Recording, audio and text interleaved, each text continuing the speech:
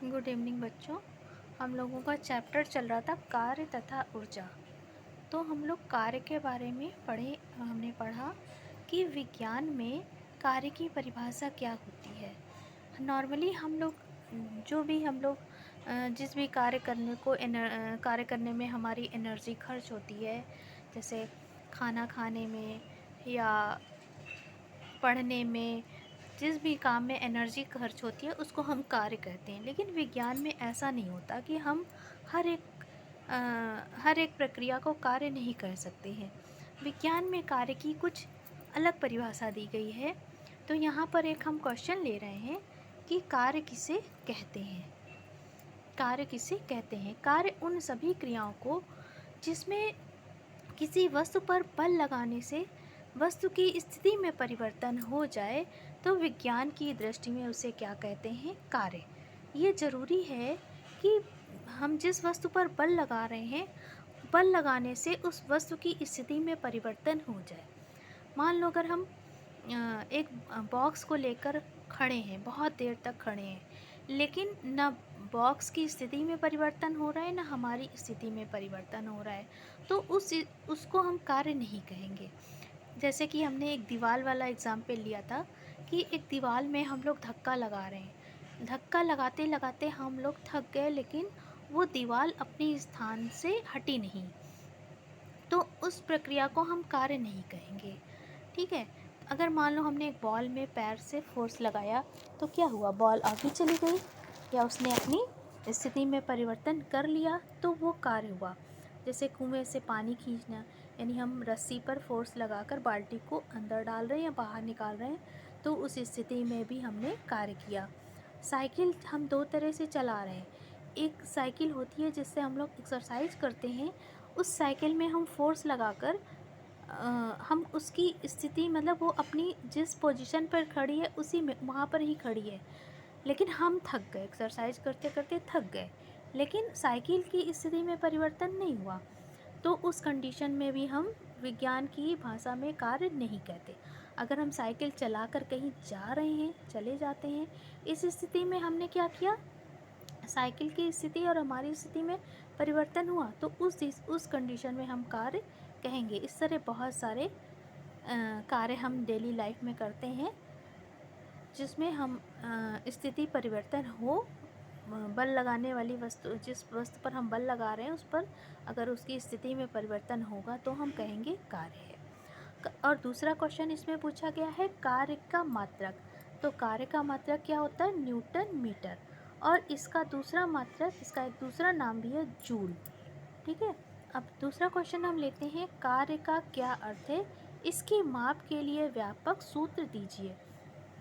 तो जैसे कार्य की परिभाषा हमने अभी ऊपर पढ़ी, कार्य उन सभी क्रियाओं को जिसमें बल लगाने से वस्तु की स्थिति में परिवर्तन हो जाता है, तो वैज्ञानिक दृष्टि से उसे कार्य कहते हैं। कार्य होने के लिए यह आवश्यक है कि बल भी लगे और बल की दिशा में ही वस्तु में परिवर्तन हो। मतलब वस्तु की दिशा में, बल की दिशा में ही विस्थापन हो, ये आवश्यक है। यदि बल लगाने से विस्थापन ना उत्पन्न हो या विस्थापन बल की दिशा में ना हो, तो उस कंडीशन में हम कहेंगे कार्य नहीं हो रहा। अब नेक्स्ट है नियत बल द्वारा किया गया कार्य। यदि किसी कर्ता द्वारा किसी वस्तु पर एक नियत बल F लगाने से, अगर कोई वस्तु है उस पर हम एक बल लगा रहे हैं F और बल की दिशा में विस्थापन हो रहा है D, इस स्थिति में जो कार्य किया गया है वो W है। ये हमने माना है कि कोई एक कर्ता है, वो क्या कर रहा है? किसी वस्तु पर एक बल लगा रहा है F, बल लगाने से बल की दिशा में विस्थापन, यानी वस्तु अपनी प्लेस से डिस्प्लेस हो जा रही है D मीटर, और किया गया कार्य W है। तो अब इसके लिए किया गया कार्य बराबर क्या होगा? बल गुणे बल की दिशा में विस्थापन। जैसे कि ये तुम्हारी एक बॉडी है,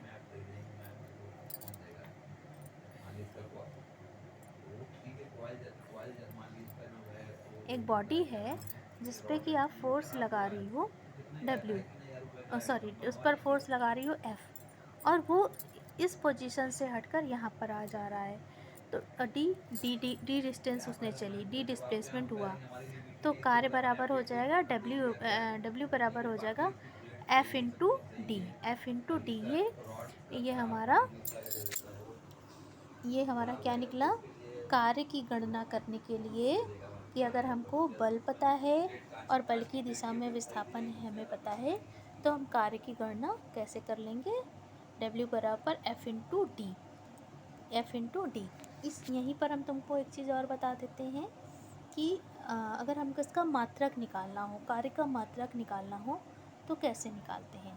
W बराबर क्या होता है, एफ इंटू डी होता है। एफ बल है, बल का मात्रक क्या होता है, न्यूटन, और डिस्टेंस का मात्रक क्या होता है, मीटर। तो कार्य का मात्रक क्या बना, न्यूटन मीटर बना। नेक्स्ट चलते हैं, क्या है,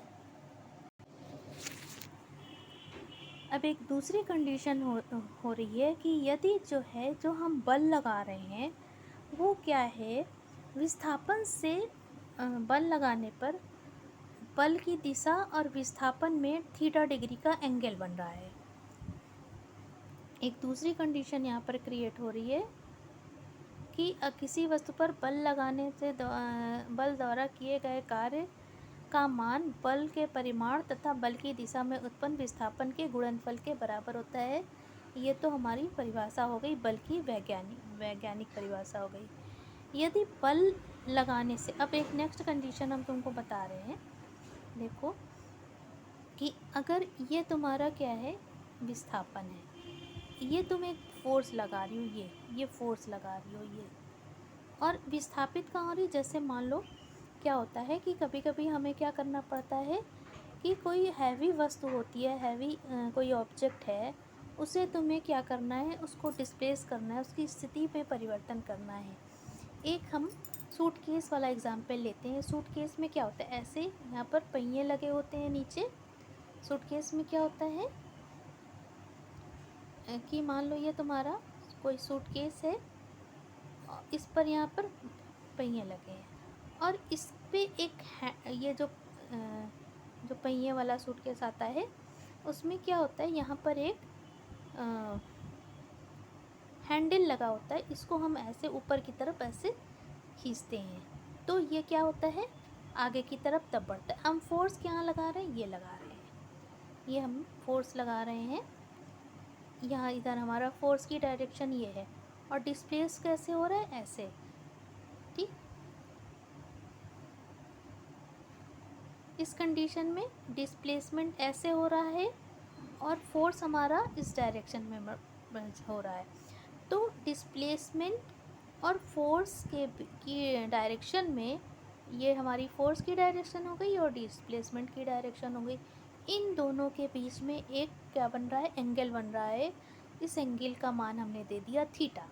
थीटा मतलब हम जनरल एक दे देते हैं। थीटा यहाँ पर कुछ भी हो सकता है, 90 हो सकता है, 50 हो सकता है, 60 हो सकता है, कुछ भी एंगल का कोई भी मान हो सकता है। तो इस कंडीशन में हमारा फार्मूला क्या होगा, इस चीज़ को हम पढ़ते हैं।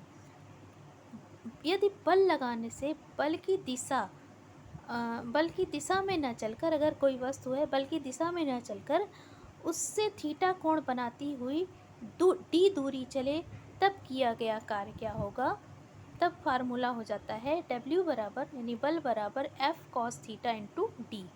इस कंडीशन में क्या हो जाएगा, W बराबर F cos theta into D, ठीक। क्योंकि F cos थीटा बल F का S दिशा में, S की दिशा में, यहाँ पर D होना चाहिए था क्योंकि हमने डिस्टेंस को D माना है, ये हमारा D होना चाहिए था। D की दिशा में घटक है, ठीक है। बल का एक जो तुम्हारा फोर्स है उसका एक घटक है, पार्ट है। तो इस कंडीशन में क्या हो गया, F cos theta into D. F cos theta क्या है, D की दिशा में क्या है, एक घटक है। यदि थीटा का मान 90 डिग्री हो जाए, यदि थीटा का मान 90 डिग्री हो जाए तो इस कंडीशन में फोर्स क्या होगा, ये तुम्हें समझाते हैं।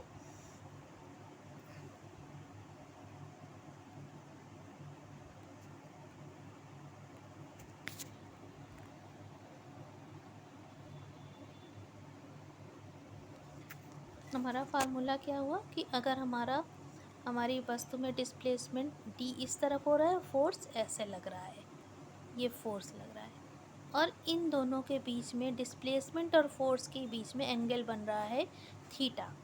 तो कार का फार्मूला तब होगा F cos theta into D. F cos theta into D. तो अगर ये जो हमारा ये एंगल है ये क्या हो जाए, 90 डिग्री हो जाए, मतलब ये हम बल इधर की तरफ लगा रहे हैं और वस्तु ऐसे जा रही है, समझ में आया? तब ये क्या हो रहा है, इन दोनों के बीच में कितने का कोण बन रहा है, 90 डिग्री का कोण बन रहा है।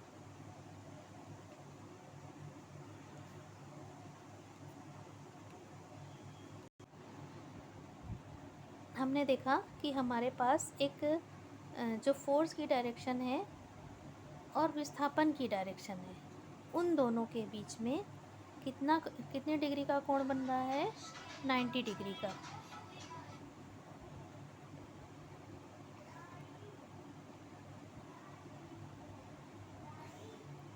एक वस्तु है वो ऐसे जा रही है, इस डायरेक्शन में जा रही है, इस तरह डिस्प्लेस हो रही है, और इस पर फोर्स लग रहा है, ये फोर्स ऊपर की तरफ लग रहा है ये। तो फोर्स की डायरेक्शन और डिस्प्लेसमेंट की डायरेक्शन में कितने डिग्री का कोण बन रहा है, 90 डिग्री का। इस कंडीशन में W बराबर क्या होगा, तो हमने देखा कि F cos थीटा हमारा कितना, cos थीटा कितना है, 90 डिग्री का, डिस्प्लेसमेंट D हो रहा है। तो जो cos थीटा है इसकी वैल्यू होती है 0, cos थीटा की वैल्यू होती है 0। इस कंडीशन में हम कह देंगे कि वस्तु पर कोई कार्य हो ही नहीं रहा है, वस्तु पर कोई कार्य हो ही नहीं रहा है। इसका एक बहुत ही अच्छा एग्जाम्पल है जिसको अक्सर दिया जाता है कि एक जो कुली है अपने सर पर एक बर्डन लेकर वो चला जा रहा है, ठीक है, कोई भी वस्तु, कुली ही नहीं, कोई भी व्यक्ति है, अपने सर पर उसने कोई वस्तु रखी है और सीधा चला जा रहा है, तो उस पर जो है ग्रेविटेशनल फोर्स नीचे की ओर लग रहा है और डिस्प्लेसमेंट क्या हो रहा है, सड़क पर हो रहा है। उन दोनों के बीच में 90 डिग्री का एंगल बन रहा है। बेचारा चलते चलते थक गया, तब भी कहा जा रहा है कि कोई कार्य, विज्ञान की दृष्टि में उसको कार्य हम नहीं कहते हैं, ठीक है। तो ये बहुत ही अच्छा एग्जाम्पल है।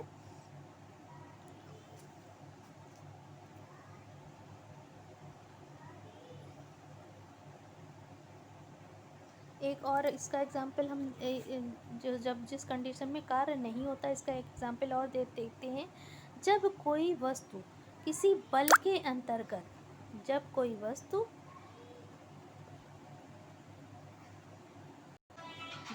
वस्तु किसी बल के अंतर्गत वृत्ताकार मार्ग पर चलती है तो बल की दिशा सदैव वृत्त के केंद्र की ओर दृष्ट रहती है, अर्थात वस्तु की गति के लंबवत रहती है, अतः इसमें भी कोई कार्य नहीं होता। इसको हम समझाते हैं कैसे, कि मान लो ये कोई वस्तु है ये, और ये कैसे चल रही है, वृत्ताकार मार्ग पर ऐसे चल रही है।